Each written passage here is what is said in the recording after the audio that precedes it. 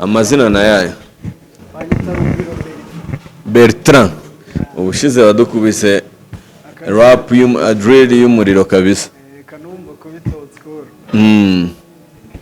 agarara aho ngaho hagati aho kamera ibasha kukubona fresh.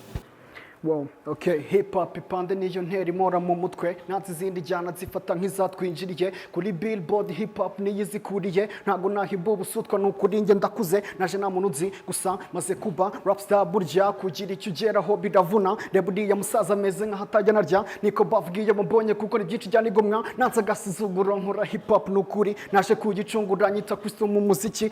sinzapfa nzasanga Tupac na Biggie mu kuzimu cyangwa mu ijuru dukoresha y'insazi hano kwisi nshaka ndeba mfata nk'imizi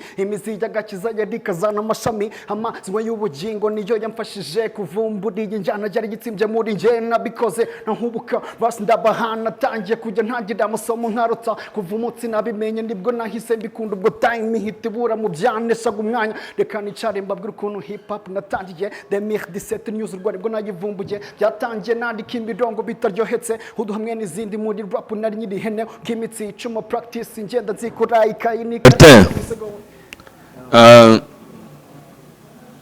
ngewe nguhaye yes sibyo ariko video zawe ukurikije n'iz'abandi ahangaha kuri nuza iri hasi cyane ntago tuzi ngo muri public bari kubifata gute bari kubikunda cyangwa ntibari kugukunda abayeho ikosa ryo kubimenya ninze ntago nari nakabimenya ko ari ama video ari kuri platforms so kuri Instagram izanjye ntago ziriho na za TikTok nibyo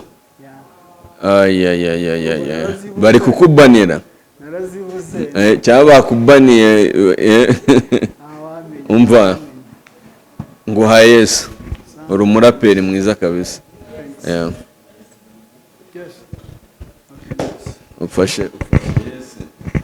baraperi bapendinze nka batanu bose niwe ubonye Yesu yambere ubwo uje muri top 12